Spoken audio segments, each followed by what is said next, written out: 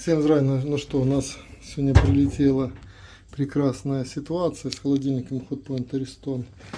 Очень современный, очень красивый, полочная система.